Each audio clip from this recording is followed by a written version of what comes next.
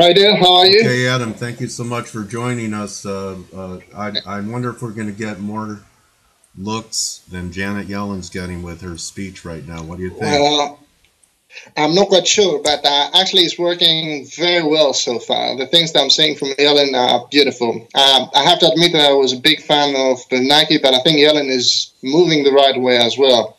Very confident in Are her. you okay? That's interesting. Very much so. Why is that? What brews your confidence in Janet Yellen? Interesting place to start. I think that, yeah, definitely is. I think it's topical more than anything else. The most important element, I think now it's a period of an absolutely amazing uncertainty. Absolutely no one knows what's going on. And Yellen, I think, is someone who is showing an extreme level of competence when it comes down to her statements. She's being very realistic, very down to earth, but without being discouraging. And transparent? Because, a lot of central bank speak still sounds like double talk to me, Adam. Absolutely. This is 100% the case. Absolutely no way of knowing whether we know the truth or not. Uh, Because the they main don't know problem the is, truth, right? well, It's not that that's they're absolutely right. attempting to hide anything from us, but being in uncharted waters with this kind of balance sheet ending QE, which this last 5 years has been a very successful experiment, at least to raise asset prices. No one knows Yeah. what the transition is going to be like.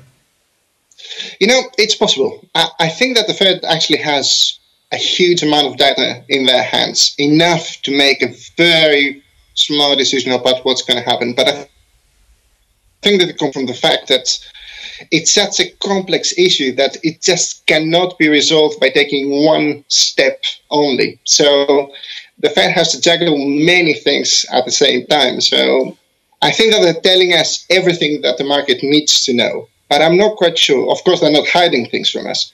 But I don't think that they're telling us everything that they know. Okay, well then let me ask you, Adam. You have Of some, course. I read your bio that you sent to me. You're a born and bred Athenian, and That's right, you yes. travel before between the states and Greece. When you're in America, where do you stay? It really depends The weather? on everything. I've got. It really depends on the weather. Absolutely. It should depend on the weather, but it doesn't. I've got some family in North Carolina, Oh, and okay, I think that that's one of the destinations. Otherwise, definitely New York is the number one. okay. And how did this all begin for you? I read your bio. You had an interest in finance in college, and what first attracted you to paying attention to the FX and financial markets? I think that there's, like all ventures that start in or internet-based Hmm. ventures, there is an absolute necessity to create something that doesn't exist. And in my view, at least, there was sort of global markets reporting that's made some very basic decisions when reporting things. Like, for instance, if you see the emerging markets, right? If you want in markets, you have a country of, I don't know, up to 100 different countries. There's just no way on earth that this could be useful to you. So there had to be some editorial choice from whoever reported this. Find markets that actually do have an impact, and also find markets that may actually be dangerous and exclude them, bubbles. Okay. So, of course, whether this has been successful or not, it's impossible to tell. Well, only time will tell. But there was a need to fill that gap, and I think that directed markets were created for that. At the same time, I always wanted to be able to participate in a free exchange of information. I'm a very big fan of people that actually trade and put their trades up online. And what I tried to do, and I'm not quite sure how successful it has been up to now, is to build a system that would actually standardize the process in a way that people can view it. It's very easy for someone to say, I bought, I don't know, a euro dollar right now, or I bought cable, or I bought something else, or coffee, or gold, or whatever. But the thing is that you cannot possibly track this unless you have a huge list in front of you and you just take notes of every single trade. You cannot track in the system instead that reports twice a day the positions in order to view both the performance and also to be able to track everything that you have done so far.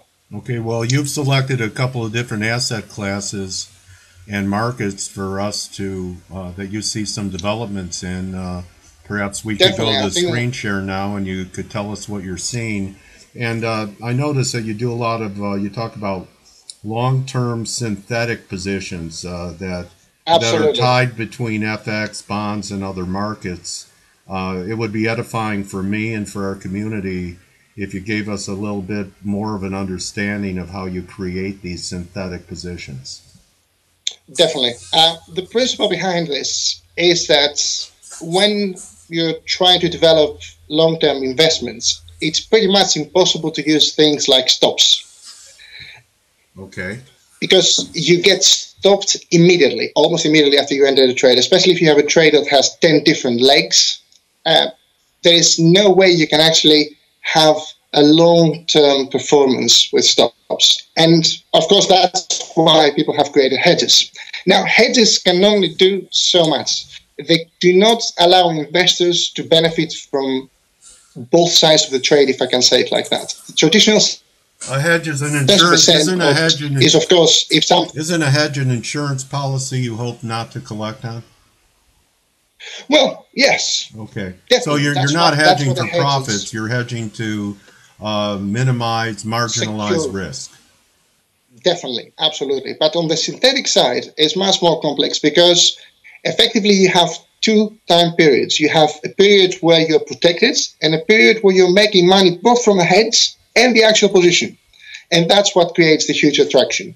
When it comes down to analyze the FTSE in a couple of charts, I may be able to give you a more precise example because I know that the people that are watching this may find this theoretical mumbo-jumbo a bit too much sometimes. Okay. Perhaps you can't please I would. Adam, you can't please all the people all of the time. That's what. So, well, you know who you have to please? You need to please yourself and feel confident in what you're doing and do the right thing today, and tomorrow takes care of itself. So no judgments here that it's mumbo jumbo.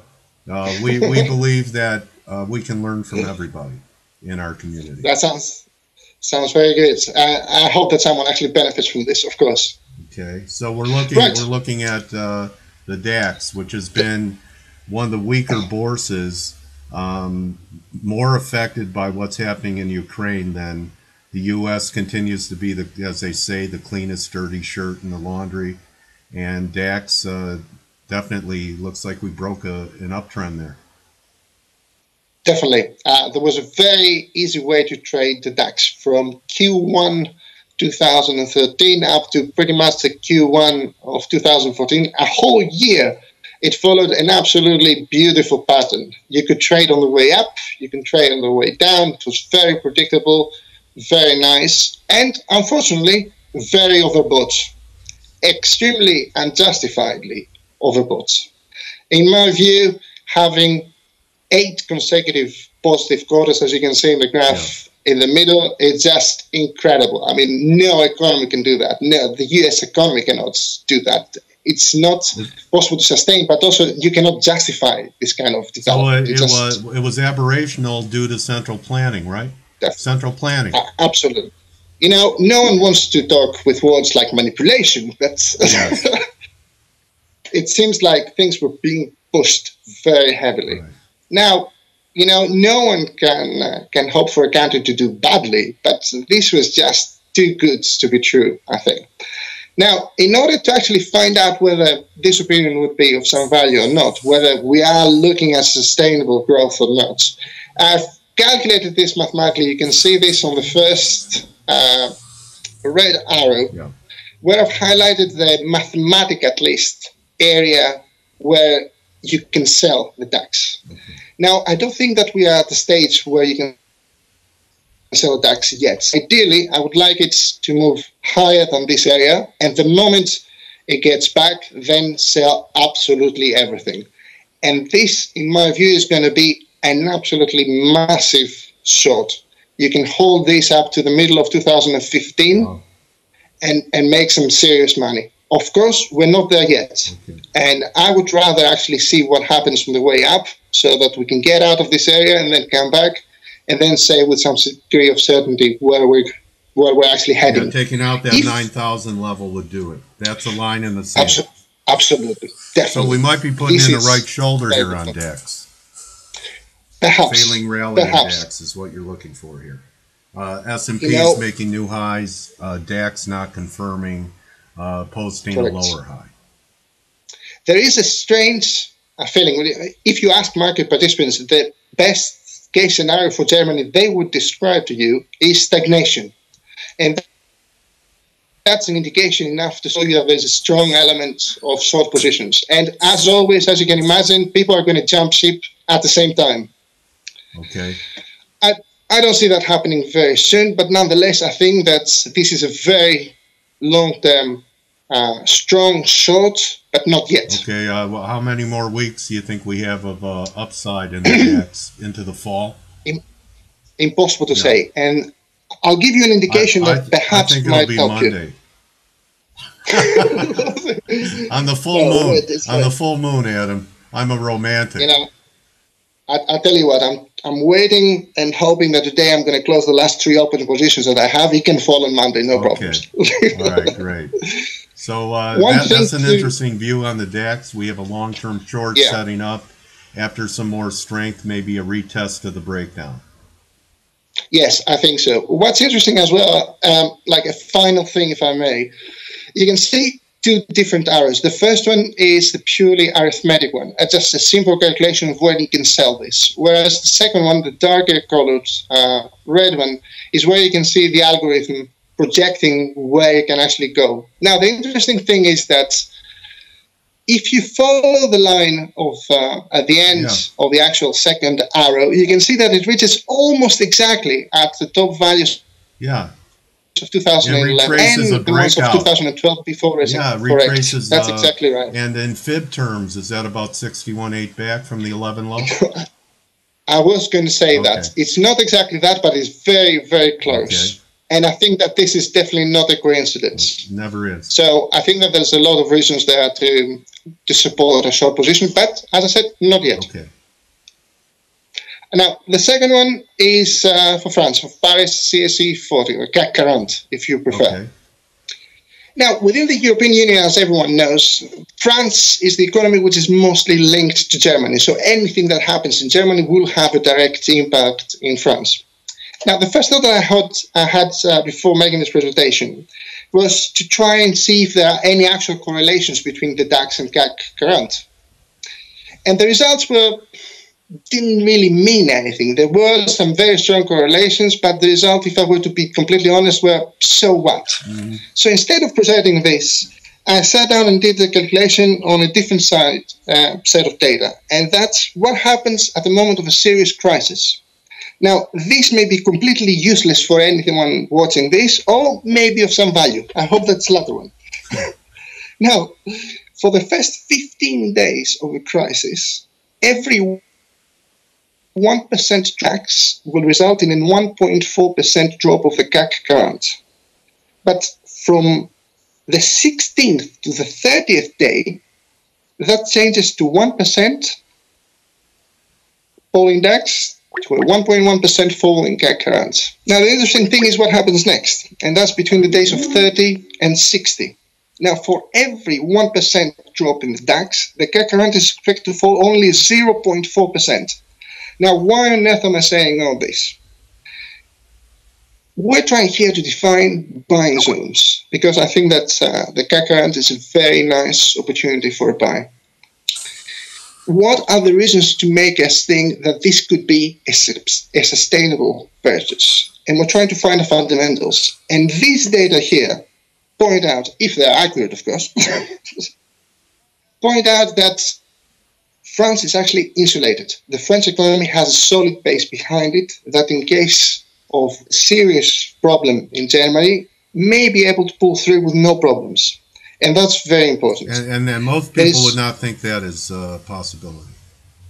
You know, it's impossible to tell, because it's like at one point you have people that, pretend to be experts on France. From the other side, you have people who are experts in France, but no one listens to them, so it's impossible to tell. I would consider it an important fact, nonetheless, of insulation there in place. Now, there's an additional element, which again, I think that a lot of people leave out sometimes. A very short story, if I may, here, that may be of some use. In the late 1980s, the French developed a national investment policy, and they decided to concentrate on utilities and infrastructure. So they've invested heavily in things like nuclear energy, electricity, water, motorways, railroads, cement, all these kind of things. They've set out this strategy and they've started applying it in the 90s. Now, without wanting to be critical, almost all of these ventures failed. All of them. If you see the actual ventures that were developed abroad, outside of France, were a disaster. But the best thing about it, and the thing that absolutely no one, or pretty much no one ever mentions, is that these complete disasters were all profitable. They just didn't meet the expectations, if you wish. Okay. And now that France is in serious problems with regards to their debt, they're trying to sell. And I think because these companies are such an integral part of their strategy, they're going to get a very, very good price for them.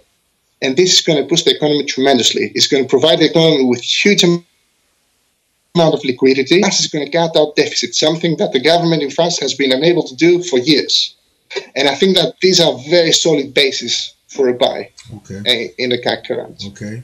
One last thing that is less fundamental and may please the people that actually like technicals. If you see at the top right graph, it's something that I like very much. I'm a huge supporter of resistance lines, but I like resistance when it's chronologically aligned, if I can say it like that. Okay. You can see on the first square here that in 2013, it follows a very similar pattern to 2012, but most importantly, it avoids breaking the 2012 pattern. The same thing has just happened in France, where it's reached the 2013 point and bounced off. I think that's a very good signal. And that's something, and if this is something that's actually repeated on an index, that's a very good indication that it could be a sustainable buy. Short term, I see the CAC current moving very easily above the 4,800s. Oh, wow, that's a very interesting call to be bearish Germany and bullish France. Yes, very contrary. Very much so. You know, counterintuitive at the minimum. Counterintuitive.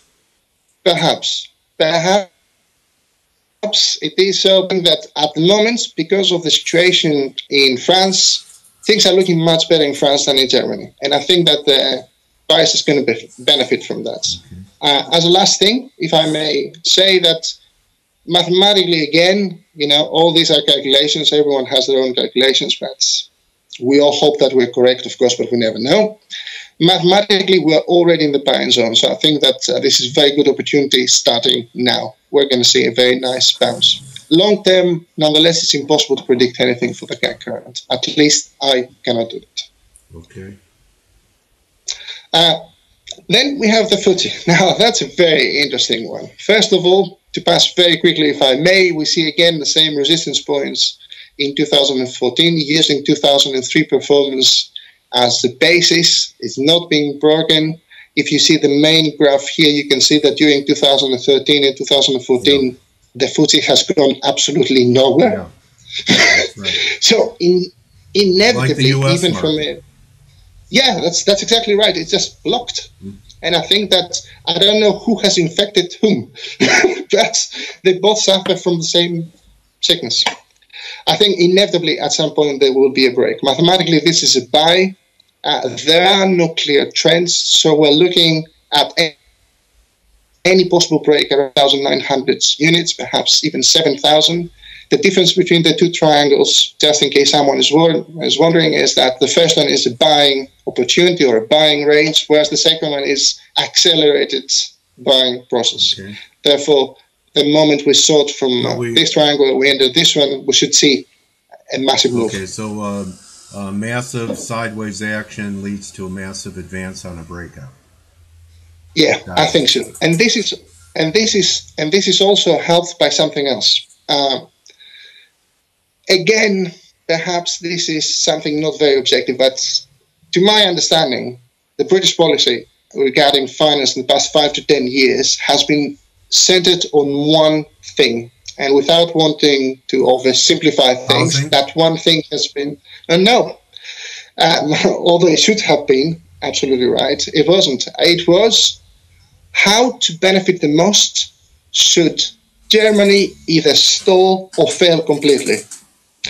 And of course, there are moral issues there, but we're talking this. It sounds like repercussions from WW1 and 2.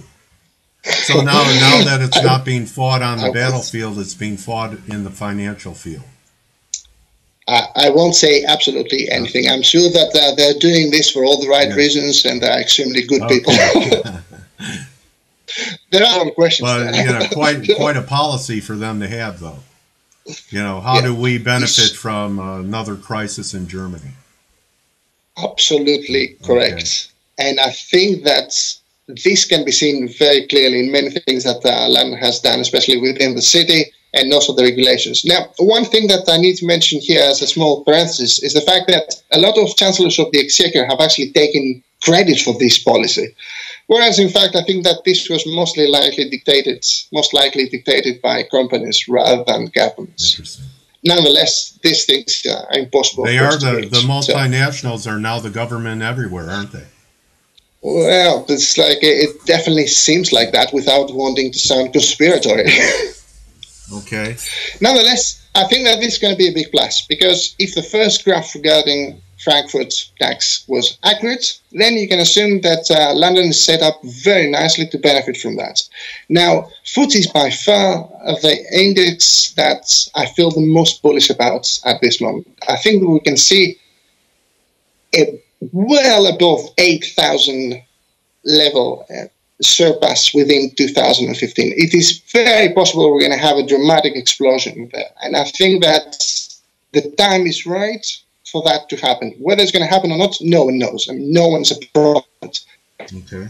But I think the conditions are there for the thing to explode. So I would be a very strong buyer for the FTSE. If anyone is interested in purely technicals or resistant lines, you can see that perhaps, and that I have to say a bit reserved, it just touched in that area that's marked with a red square, a major resistance line that has been developing since the mid-2011. That may be of some help to someone using. I hope. Right, great look at it. Now, passing to commodities. One thing to say very quickly about commodities, and this is, I fear I will repeat myself, as I gave this as an answer to a recent question on Twitter. I think as a general comment for commodities, you can say that if you believe that commodities are a better indicator for inflation than the officially released data, then this is the right moment for you to buy commodities. Everything. If, on the contrary, you believe that commodities are nothing but consecutive bubbles, that they have too much volatility for no real return, then that's a good moment for you to start selling things. Nonetheless, regardless of which of the two opinions you actually take, I think it's very important to actually do something. If you trade commodities, now is the time to actually take a position. Open something now. It's a great moment. Okay. If you ask me, I think that the first thing that you should do is to buy gold. Okay, don't wait to buy gold, buy gold and wait. Yeah, okay. That's right, absolutely. It's like starting this, let's treat this analysis for the commodities as they should be treated, as a bit of a gamble. Let's face it, the people that trade commodities have very different characteristics from the one that trade indices or FX. They like extreme volatility. They like things to rise 100% over a 5-day period. So let's analyze this from a gambler's perspective, if you may. The first thing to note is that the Q3 of 2014 has been the only Q3 in the last 5 years to have been negative. We're now 22nd of August. It's plenty of time for the quarter to end. Perhaps play the numbers. Why not? People who trade commodities love this kind of statistics. Perhaps a good opportunity. When it comes down to the actual direction, you can see at the top right, there's absolutely no way you can draw a decent conclusion. It's absolutely all over the place. There's no real trend, no correlation in comparison to the other years, not even blocked within an area. I've marked this with two lines to give a sort of general overview of the area where gold has moved, but I don't think it's actually accurate. Nonetheless, I think that this is a very good moment to buy gold. And it's a very good moment to buy gold based on the maths that show that we're now on a buying area or a purchasing area, if you prefer, but also for another reason. You know, I'm sure that you've noticed that in the past year, especially for some specific months, there's been a huge correlation between stocks and gold, something we've never seen before. We used to say that gold is the best hedge, whereas now people say that gold and stocks moving in the same direction, hey, that's no problem. That's just new reality. I don't know personally if that's the case or not. But if you are a believer that the correlation between gold and stocks is going to continue, then you're definitely going to benefit if you purchase gold. Okay. Does that sound precise enough? Okay. You like the gold. And let me ask you about that green box. Could we travel down to major support again before the move? Unlikely. Okay, so we're right there. Because we have to hold here for your case to be valid. You know, very much so. Now, when I look into the upside nonetheless, I think that if it were to rise, if we were to be correct in this analysis, we could see 1,600 break very easily and very fast. So we're looking at a big move here, if this proves to be accurate. Okay. Thank you. I think that there are good enough reasons for someone to take a long position on gold. Okay. Got it. And now, yeah. And now moving on to coffee, which is something extremely, extremely volatile. It has been going a lot of caffeine in this chart, huh? You know, I'm sure that this increase here, I'm sure that this increase here was due to me actually just renewing my subscription to Starbucks or something like that. That definitely contributed to that. Yeah. Nice one. So a bullish view on coffee as well. Yeah, very much so. And I think that this is something that you can take a very speculative trade. The important thing to remember here is not so much trends as much as the areas. The level around 190 is critical. And if it crosses again very soon above 200, I think that's almost certainly that it could be propelled up to 280. There's a very good chance here. Take a gamble, admittingly, but one that's going to pay off very big in a very short period of time. It's impossible to actually find out what's going to happen in 2015, but I think a big rise is possible for coffee. I would be a buyer. Okay, thank you. And the last one is natural gas, which is, I think, very interesting. What's going on at the moment, but also has been extremely successful for rectitude market itself. It's been one of the ETFs that we trade the most and by far the most profitable of everything else. Interesting. Now, yeah, I wasn't expecting it, to tell you the truth. I thought that this would be something that would move, that we would trade perhaps once or twice a year, and that would be all. But there have been plenty of opportunities. Once again, I think that it's useful to see what happened in 2014 in comparison to 2013.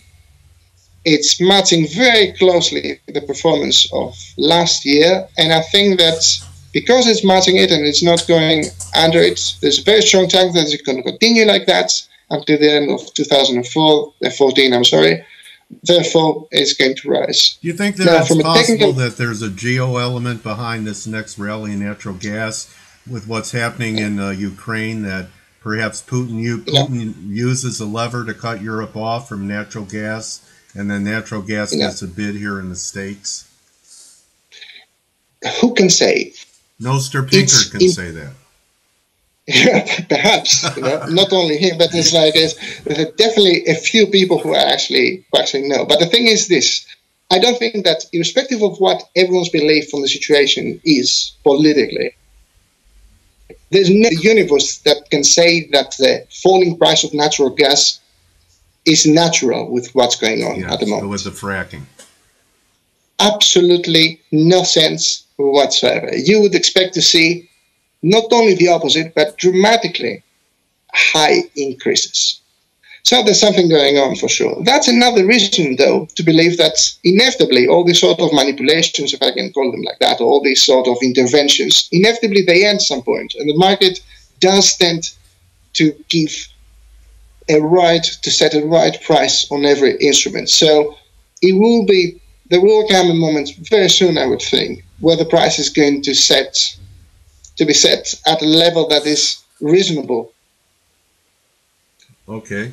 And I think that's likely to happen very soon. At the same time, the use of natural gas is expanding at dramatic rates. I mean, now people are using natural gas for things that you wouldn't even dream of, 5 or 10 years ago. So I think that demand is likely to increase at a geometric pace at least. So there's no way that the price is going to remain low like that.